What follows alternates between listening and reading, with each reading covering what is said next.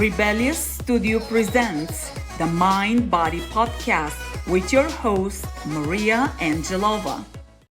Hi, Rebels, and welcome to the Mind Body Podcast, your podcast about a strong body, calm mind, healing, and fully living.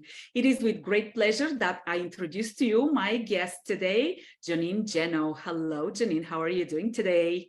Hello, I'm doing very, very well. So happy to be with you. I am so happy to. Jeannine and I had the pleasure of connecting actually on a topic I'm very passionate about, and that's the topic of kids and wellness. And we're going to dive into that entire topic because there's so much to be talked about there. But Jeannine, before we do that, let's start with you telling us a little bit about who Jeannine is. Give us 3 words and a little bit of a backstory behind each on who you are. 3 words about me. I think the first word to describe me is I'm an introvert. I mean, that's just sort of that's in everything about me. I'm really curious, and I'm a high empath, so I really do kind of feel other people's feelings pretty intensely. Yeah. And what brought you onto the topic of kids? I mean, you have been in the school system for a long time and you do a lot about the well-being of kids, but let's really dive into why kids, why not adults? Yeah, so it's really weird how I got to the place that I'm at because I started off my education, my background is school psychology and child developmental psychology.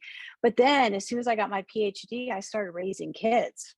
And I was a stay-at-home mom for well over a decade. And it wasn't until we moved to the Atlanta area, and my youngest was going into preschool. I was like, oh, I'll go teach preschool for fun, something to do. And then she went into elementary school. And at that time, she was in elementary school. I had a daughter in middle school. My son was in high school. And I started teaching college. So I went from preschool to college. And I had this amazing bird's eye view, developmentally, what was going on with our kids educationally, from The whole, basically preschool through college. And what I was seeing in my college students were these really stressed out, overwhelmed, you know, sleep deprived, lacking skills students who were really in need of a lot of help. They were just in over their heads, and I could see with my own kids and their friends how that was happening. And so I started doing academic coaching with I opened a business called the Balanced Student, where I see students and parents and I help with the issues around time management, organization, mindset, sleep, screen, stress, study skills and study habits, because that's what those kids will really need. That's what my college students were like, why didn't somebody tell me this when I was in high school? It's like, elementary I school. don't know. Yeah. Right. And out of that came this realization that a lot of our students, particularly our high achieving students, were really hitting a wall and struggling. And that's what led me to write the book, The Disintegrating Student. So that's kind of my my weird. I never intended to be an author. I never intended to do coaching, but it's just really a passion of mine that came out of my experience with my own kids and teaching college students. Yeah. And what would you say? I mean, so how long, what year was this published? What year was? 2019. So since 2019, a lot has happened that has, I think, further impacted the well-being of adults and kids alike. How would you think things have changed post-COVID in terms of, we hear a lot more about mental health for kids and adults alike.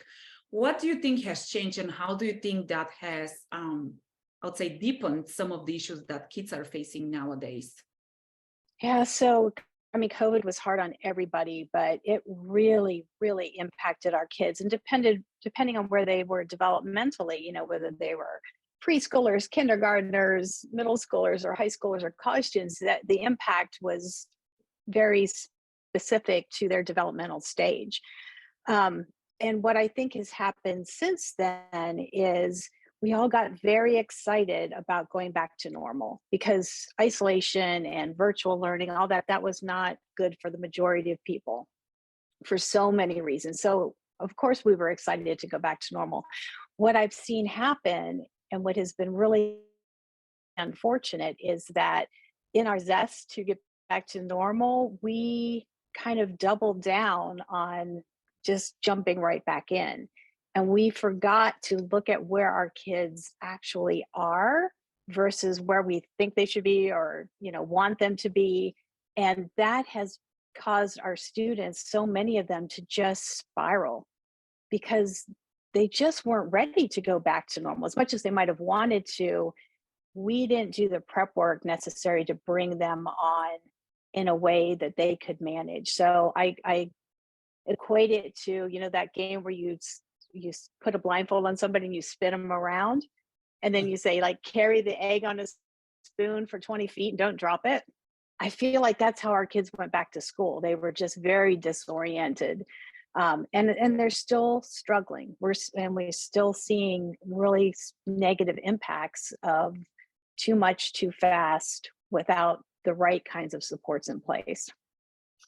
I do some work with local schools, and some of the feedback on from the teachers has been very similar. That kids really spend 2 years at home, and depending on their development stage, 2 years in the life of a child is a really long time, right? It's not the same as adult. Huge. Adults, we can say how much we have struggled to go through this period, but they have said how there's a certain lack of maturity of the kids that come in, and like you said, the expectations are where they are, if not higher, because they have missed all of that time, and kids are trying to catch up.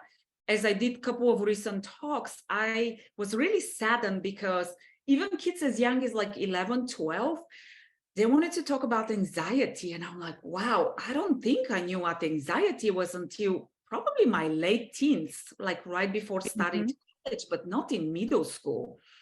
And such topics, I think, are so much more common nowadays. And just some of the things that we see with kids, the mental health, how they're struggling, again, anxiety, substance abuse. It's just really sad. Eating disorders also ticked up quite a bit during the pandemic. Why do you think that's the case? Control.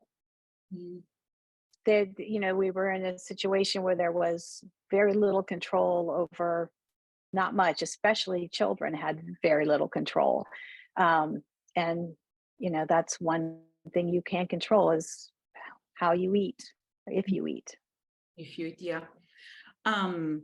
What do you tell to a parent? So I have a preteen daughter, right? And she's going through this developmental stage where everything that mom says is not right, or there is opposition to it. And what do you tell to a parent who is, partially has to manage that, has to manage the relationship, has to manage raising the kid? At the same time, you do want to have expectations. At the same time, you don't want a kid who is highly anxious, who is getting more stressed out, like finding that balance. Because I would admit, as a parent, sometimes I'm like, how do I give her a break, but I don't lose all boundaries? Suggestions or advice for us parents? That's such a good question. And it's what I work with a lot of parents about. And your daughter's at that age where her job is to pull away from you. Her job is to think you really don't know anything anymore. It's all her friends, or so she's got to check it somewhere else. So that's very normal. But she's in this position of sometimes being very childlike and sometimes kind of stepping up and starting to, get her adult-like chops in. And so as a parent, it is a very tricky place to be. But I think that the most important thing you can do as a mom is always keep forefront in your mind that you want to value your relationship with her over her academics, because the pressure that comes in from our high stakes, high pressure achievement culture, the expectations are really, really high. The kids feel it, teachers feel it, parents feel it. And I think it's really important for a family to sit down, particularly at this age, at middle school age, and say, what is success for you? We know what the achievement culture says, and we know what the colleges, what students are trying to achieve to even get into a college. Let's step it back. What is success for you in a way that you can manage, you feel good about yourself, you're not forcing yourself into too many areas where you're really, really uncomfortable. And I think we do that so often with kids. So starting that conversation in middle school, I think is fantastic, and just keep talking. Yeah. I come from a family where the academic expectations for me were very high, and it was all about the grades and the private lessons and how you do on tests and all of that. And it's interesting how, as I have grown and as an adult, and I have seen the pressure that created for me, the perfectionism, the anxiety as I was an adult, the stress, how much I have realized that we create that, right? And we don't have to. And it's interesting because part of me is like, yes, I want her to do really well, and I want her to do really well on tests. But then another part of me is like, and I really want her to be happy, right? And it goes back to that, finding that balance of where it is. And I don't want to say that I'm light on her. I still have expectations, but I do think, and I keep reinforcing to her that however she does at school is not for me. It's for her. So it's her choice of how well she'll do and how much prep work she'll do. But I will tell you, it is, as a parent, and you can probably relate as a parent, it is a tricky slope. I was talking to a friend and I said, we just pretend that we know what we're doing, and we're really figuring it out as the kids are figuring it out.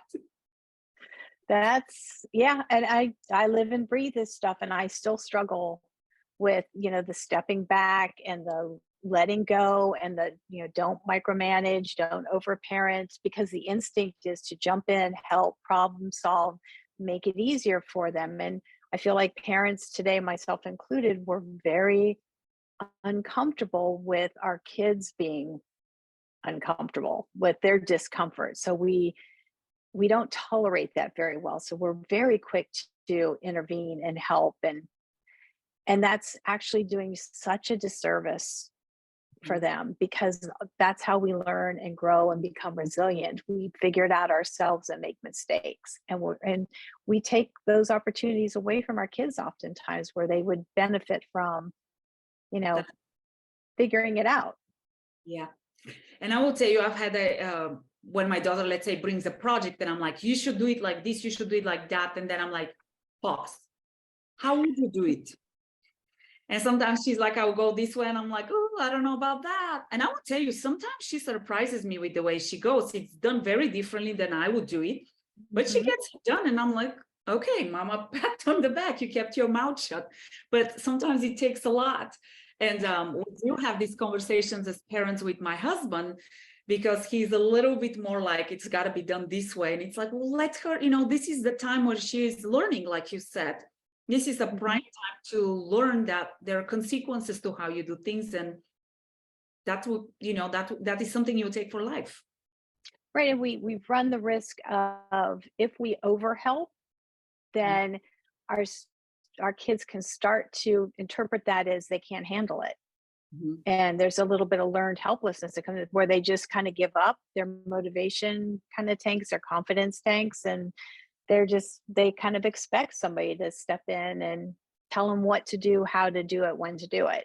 I saw that very much so in a lot of my college students, that taking initiation, the motivation to start things, they wanted to know exactly what to do, how to do it, and what was going to be great. And it was like, okay, I need you to kind of run with this a little bit. And I really had to push students and give them permission not to follow the rigid way, the one way, and figure it out for themselves. And I would, and I would have to say, I will actually grade you on your ability to do that, because it was something that was so foreign to them coming out of high school, that they just felt like that was just going to end up terrible. That they were going to get a terrible grade because they didn't know exactly what to do. You know what? That's life. You just have to figure it out, because once adulting, as we joke with some of my clients, hits you, you got to figure it out. There's not going to be mom or dad or a friend or whoever or the teacher to say, do it this way, 1, 2, 3. It's like, here, figure it out. And if you're figuring that out for the first time when you're in your early or mid-20s, that's kind of a very different expectation and mindset than if you've had that experience as a child. Yeah, it makes college much more challenging than it already is. And I work with a lot of college students, and that's their main issue is they're kind of learning all these skills, away from home, away from the supports.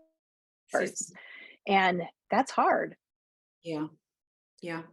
Jeannine, what's your opinion on extracurricular activities and always keeping kids busy? Well, I think it depends. So I love following a child's lead.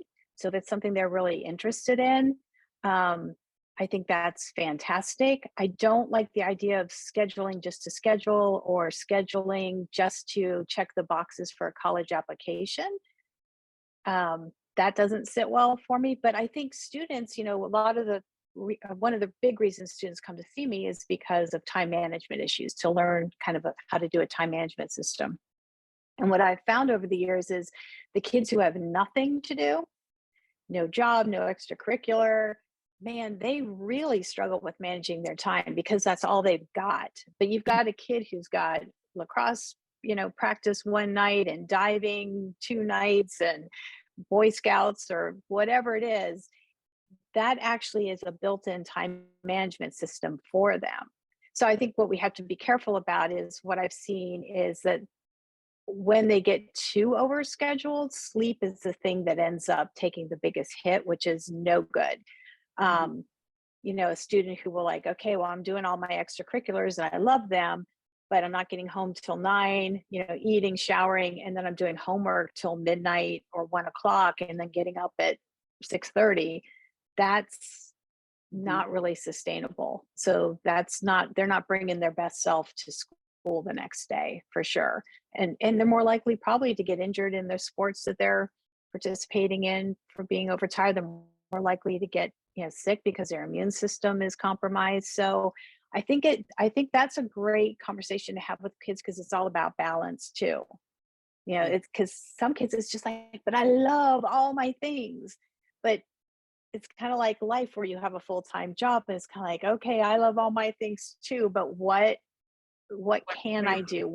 What's reasonable? And I've coached some kids to, look at the rigor they're taking. If they want to keep all the extracurriculars or have really demanding extracurriculars, then, you know, pulling back on the rigor, particularly in subjects that they're not passionate about. Like if they don't like ELA, don't take AP Lang, don't Right. do that.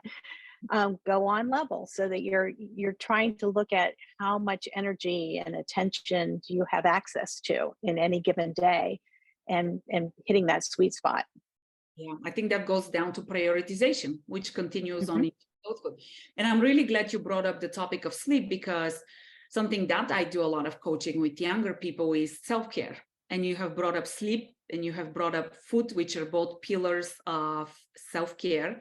What's your thought about kids and self-care? Because from where I sit, I'll tell you is that I don't think our kids get enough self-care habits built. I mean, in middle school, they take out PE and playtime, which I think is sad. And I think they sit too long. They spend way too much time on technology.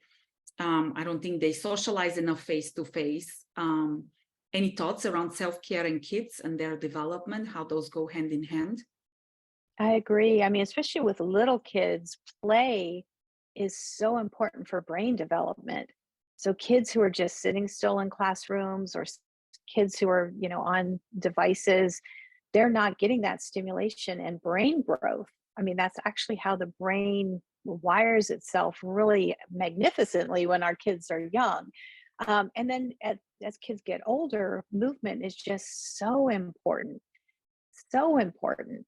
Um, I, I find this particularly with students who have ADHD and even students who don't, because so many students who don't even have attention deficit disorder, they still are struggling with concentration and attention issues. And I think part of that is because they sit too long and are spending way too much time looking at devices. So I think movement breaks that up. And if we can get them moving outside, wow, Bonus. that's even better. Yeah, get them in the sunshine. They need more natural light. hearing birds singing. I mean, all this stuff we know is really great self-care, and is great for mood. And, a lot of our kids are struggling with mood disorders. So I think it's huge if we can encourage it. Yeah. And once again, I think teach them those habits that, when I go to schools and I talk to kids, I tell them, if you can take one thing from everything I'm telling you about and make it a lifestyle habit, you will be ahead of the game, because it's not that complicated. It just needs to be a habit, get out and walk every day, or whatever that habit is. Sleep well, eat well, whatever. Well, Jeannine, I can keep talking to you. I love this conversation as a parent and as a professional. But let's go kind of back and say, what is your definition of rebellious, Jeannine? I mean, I think of it, I don't consider myself necessarily a rebellious person, but when I start thinking about your podcast, it's like, I kind of do a little bit, because it's pushing back on or challenging things that aren't working well, that you feel strongly about. And I think then I kind of become a little bit of a rebel here in the world of education, because I've been pushing back so hard, I mean, to the best of my ability, on the achievement culture and the expectations, and trying to help parents and teachers have the language to say, how are we defining success for our kids? What is really important here? How do we prioritize their well-being? How do we see the signs of struggle, and so that we can intervene before our kids are, in a really, really bad place? So that's how I think of rebellious right now. I definitely think you're a rebel, but that's just me saying that. Which is why you're invited here. So I'm not sure too many introverts consider themselves rebels. Well, you know what? I think sometimes when people think of rebels, they think there's almost like a little bit of obnoxiousness or loudness. I don't know why people think that, but I agree with what you said. Is it's going against the status quo and resetting up the expectations of what a healthy child is, right? What's successful. Right. I think that's rebellious. I think that's disruptive. Jeannine, any favorite quote or piece of advice you want to leave for us parents or for kids? Well, the advice I probably give myself most often and give to parents most often is to listen more and talk less. Because I think that's the piece of advice that reminds us and makes us pause long enough to remember not to just jump in and problem solve, to act, because a lot of times our kids don't want that when they come to us with a problem. They just want to be heard and understood and seen, and that goes such a long way to develop trust and connection and that strong relationship with our kids. So if we can listen, especially if we actively listen and show them that we're understanding, that we're empathetic, I think that's huge. That's a long way. I will be thinking about you as I try to take a deep breath. Deep breath. Breath. Listen. Well, Jeannine, I am so grateful for your time. Thank you so much for being here today. How can people find you if they would like to reach out to you? Website, social media? So I have a website, JeannineJannot.com, and the book is on there. I have a newsletter that comes out every month. It's actually about perfectionism this coming month. So you can sign up for that. And I have some parenting help sheets and pretty much all about me. Yeah. Well, once again, thank you so much. I wish you continued success. I look forward to us continuing to work together on, helping kids feel better and thriving. And if you guys have any questions for Jeannine, please do feel free to reach out. And of course, do not forget to make it a rebellious day. Talk to you next time. Can't get enough of those rebellious conversations? Do make sure you subscribe, like, and share with your friends.